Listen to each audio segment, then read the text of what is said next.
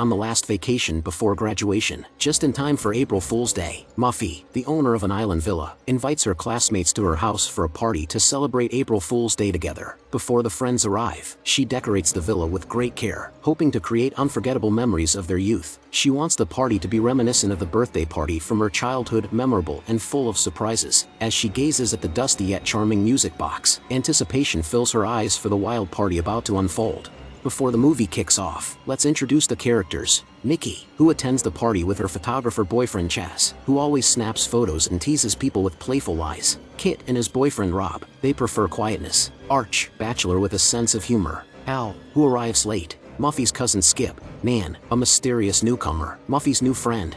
As the captain impatiently urges everyone to board the ferry, emphasizing the need to depart promptly to avoid overtime and unpaid work, the atmosphere is lively. Arch and Skip engage in a playful argument over a game and Arch theatrically stabs Skip with a knife. The chaotic scene unfolds with screams and shouts as Skip staggers back, seemingly injured, before falling into the lake. Panic ensues, but it's soon revealed to be an elaborate April Fool's Day prank orchestrated by Skip and Arch. Laughter fills the air as the tension dissipates.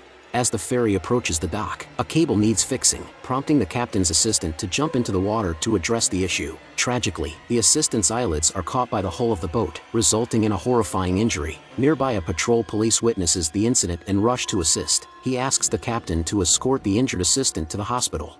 At this point, Buffy arrives to pick everyone up, and the police warns her against causing further trouble, advising her not to take the pranks too far. It seems that Buffy and the police are familiar to each other. Despite the somber mood following the accident, Buffy hosts a lavish welcome dinner, lifting everyone's spirits. Buffy pours expensive champagne for everyone. She expresses her gratitude to everyone for coming here to keep her company and toasting to their friendship. Everyone raises their glasses and drinks, and just as the wine reaches their mouths, everyone spits out the bitterness. Buffy laughs and shouts, "Happy April Fool's Day." The calmer a group of people are on an island, the more accidents can happen. After dinner, everyone goes to their own rooms. Nikki is in her room washing her face when the faucet sprays water outward, splashing her. Just as she is about to change her clothes, she opens the closet drawer and finds abusive headgear and tools inside. Is this a surprise prepared by Buffy?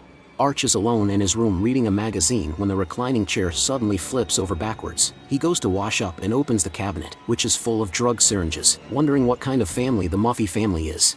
Meanwhile, the painting inside Kit and Rob's room has eyes that move weirdly from side to side, giving them an eerie feeling. Rob gently takes the painting down, only to realize that it's just a wall clock inside.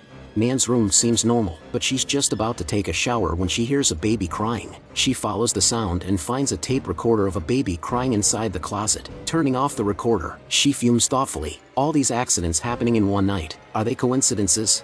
At night, Skip is alone outside, drawn by the sounds coming from the boathouse. Curious, he wants to see what's in the dark room. Suddenly, a cat jumps out and pounces on him. Before he can react, he's taken away by a mysterious black shadow. Curiosity really kills the cat. Why venture out to explore in the middle of the night?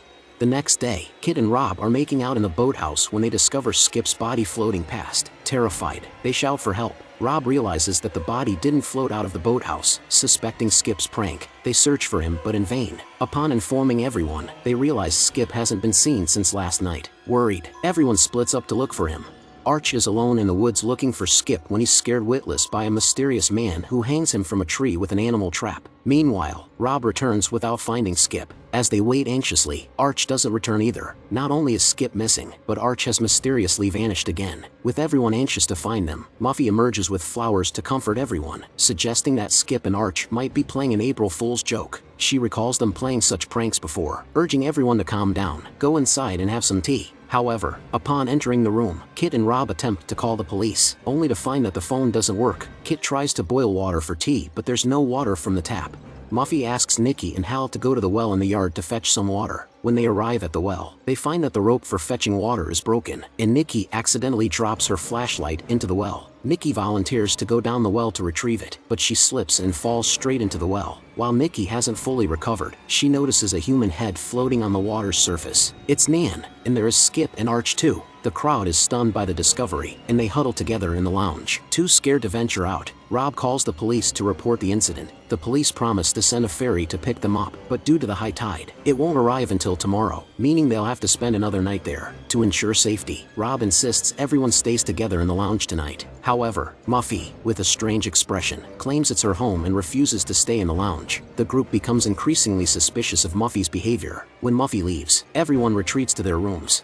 Nikki returns to her room and starts packing, desperate to leave. Chaz, trying to comfort her, wears the sadistic headgear, but Nikki is too focused on escaping. As she tries to leave, she discovers Chaz lying motionless on the bed, clutching his crotch, which is covered in blood. Before she can react, the man in black appears behind the door with a scream.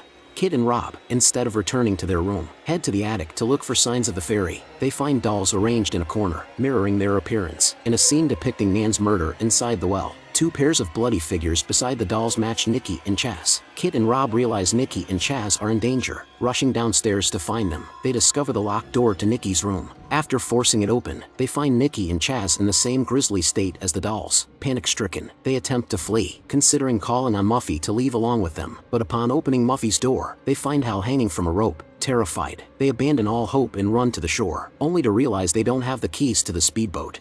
Kit discovers an envelope in the speedboat, which reveals that Muffy has a twin sister named Buffy, who is a psychopath and has escaped from an asylum. The letter warns of Buffy's dangerous nature and advises everyone to stay away upon discovering her whereabouts to avoid serious injury, corresponding to the photo of the sisters together that Kit had previously seen in Muffy's study. She is convinced it's authentic. With no key for the speedboat, Kit and Rob are unable to leave. Remembering the police mentioning the keys being in the kitchen of the villa, they decide to return to the villa to search for them. Opting for safety, they enter through the basement window and encounter the creepy painting with its eerie eyes still moving. Rob readies his weapon as Kit attempts to remove the painting, only for Muffy's head to roll down from behind it, shocking them both. Before they can react, Buffy, the psychotic sister, seals the entry window, forcing them to flee to the kitchen. Rob inadvertently locks himself in another room, leaving Kit vulnerable to Buffy's attack. With a sharp knife in hand, Buffy corners Kit, poised to strike. Just in time, Kit opens a door behind her, freezing at the sight of what lies within.